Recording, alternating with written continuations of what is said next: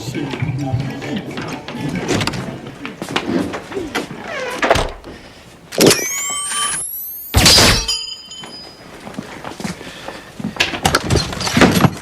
shot the lock!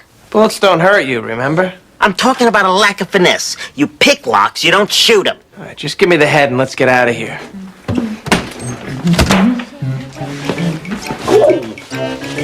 Oh, hey! What do you hear? What do you say?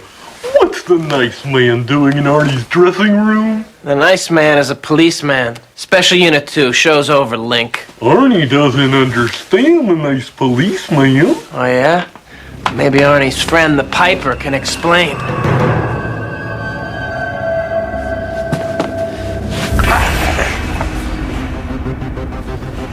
Finally, some good news. I'm never gonna have to hear that song again. Ooh, that's a great big gun you've got there, Mr. Policeman. Ooh! But hurt me, and you'll hurt the children. They'll find some other show. You don't understand the bond I have with the children.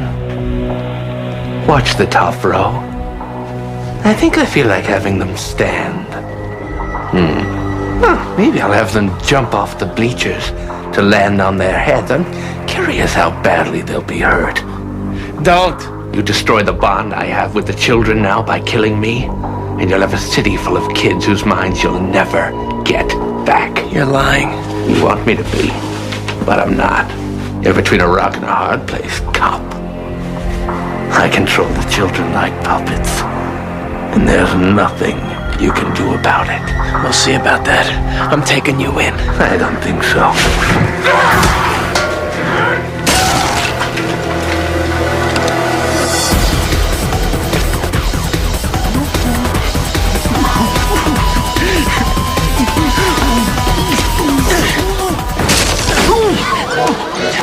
What are you doing?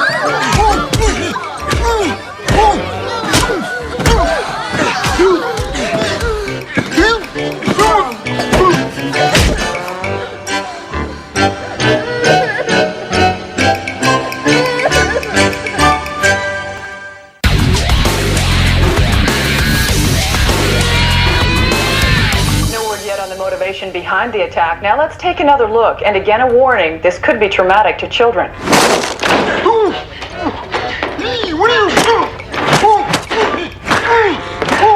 At this time, we cannot confirm rumors the attacker is in fact a member of the Chicago Police Department. If it's true he's a policeman, I want to go on record as saying police brutality has to stop. Now, I don't want to cost anyone their job, but with a lunatic like this on the loose, makes you wonder. Who's next? You. I've seen enough. In my office. I don't need to say this is a public relations nightmare. Sir, Alice will spin this incident and make it go away like she always does. She quit. What? You heard me? She joined the Gore 2004 presidential campaign. She thought it would be easier. It can't be that bad, sir. I understand you were caught up in the heat of the moment. But, sir... And in a few weeks, the public will have forgotten your face. But as of now, your televised pistol whipping of a beloved children's television star has made it even harder for us to stop this link. Well, maybe I should have just taken him out while I had the chance. No, your own scene assessment was correct. You couldn't take the risk. And Jonathan has come up with some information that indicates Piper was not bluffing. It's the song. Makes sense, since that's what music is, a way to communicate non-verbally with the deepest layers of the brain. That's why certain songs make you want to dance. And certain songs make you want to rob armored cars. Explain, Jonathan. I just about gave up on analyzing the song when I looked again at this instrumental section where Arnie plays the harmonium. And I saw something in the signal that shouldn't be there, just high up, out of the reach of conscious hearing. So Arnie's brainwashing the kids with something from the instrument. Like the Pied Piper of Hamelin and the Rats. The sound waves encourage the growth of atypical neural paths in the kids' brains. Basically set up switches that he can turn on or off whenever he sends the signal. Then how do we uninstall all the switches in the children who've been affected? This way, you understand? No. All right, if this is the signal that the Piper sends out, all we have to do to cancel it is duplicate the signal and raise it an octave, thereby putting it out of phase. How? We have to duplicate it exactly. We can't just record it. We need the original source. And those instruments are handcrafted. So if we get our hands on his harmonium, or whatever it's called... We recalibrate it. Then he plays it without realizing what we did. Sends the out-of-phase signal over the air and deprograms the kids. And if you're gonna do it, you better do it soon, because starting tomorrow, the Arnie Show's gonna be syndicated. Broadcast across the country to millions of kids. Well, then we have no choice. We have to take Arnie down before he goes national. We're going national. And once you're national, the sky's the limit. It's the perfect platform to position you for your own show, your own line of merchandise, and then the tell-all book explaining how you got your own everything. Do you do drugs? No. Well, you might want to think about it. There's a lot of publicity that comes with rehab. Oh, and you should definitely start your own fan club. Fan club? Why, do I get to charge for it? You bet. Mr. Goodthoughts used to buy these crappy little dolls that cost $5. Sell them for $30. Buy crap for $5, sell it for $30? I'm in. I'll hook you up with a supplier.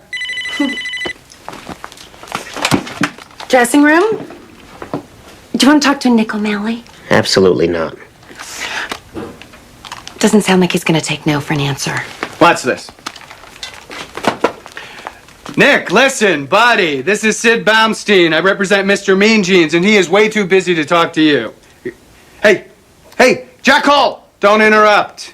Call my office if and only if it's an offer, and maybe I'll get back to you. Jack Hole? Wow! We shouldn't be going to talk to Carl. We should be throwing him in the hole. Well, right now he's our only way in, and we're gonna lose every one of these kids if it doesn't work. You know what? Maybe we should take the back way in with your sudden celebrity and all that. Please, I'm not worried. If my husband were alive, he'd kick your scrawny ass. Back way's good. Now let's talk about your feature career, because at the end of the day, that's where you need to be. Poof! Don't look now, but in a year, you're a movie star. No interruptions. That voice sounds familiar. Hi, I'm Nick O'Malley, you know, the Jack Hole. Lose a masseuse, Carl. Uda? She doesn't understand English. Believe me, I've been suggesting all kinds of things to her. She doesn't know word one. Give you $1,000 to get out of here. Cash? Just kidding. Out. I didn't tell him to call your names and hang up on you. That was his idea. Believe me, I was horrified. As the saying goes, if you don't have something nice to say about somebody, how does the saying go? We need you to get the Piper's harmonium. Okay, just give me a few days to come up with a plan. You're gonna get it today, and here's the plan. At 11 a.m., the rehearsal wraps. Wardrobe, where's my robe? Immediately followed by a rewrite meeting, which lasts until noon. Arnie grabs a high-fiber muffin from the craft services table and retires to his dressing room. By this time, you will have gone back to your own dressing room, where at 12:39 you will receive a bouquet of flowers from an adoring fan. Ow! At 12:42, Arnie enters the bathroom for a routine appointment. 12:43, you leave your acting skills behind where they belong and put your real talents to use by breaking into Arnie's dressing room. According to Jonathan, there are just 3 welds to cut. Then you'll be able to see the works inside the instrument. And once you have it open, Jonathan will guide you through recalibrating the levers to raise the signal an octave. And after Arnie plays it over the air later today, Nick kills Arnie. Did you have it open yet, Carl? Almost. There should be a lot of valves and levers. Here goes. All right, get the tools ready. Tell me what you see. Uh-oh, what? What's going on? It's hollow inside. There's nothing to recalibrate. That's impossible. Without valves and levers, it wouldn't make any music. well, could it not be the real harmonium? No, this is it. I see bits of today's muffin on the mouthpiece. Ugh. All right, put the thing back and get out of there, and we'll regroup.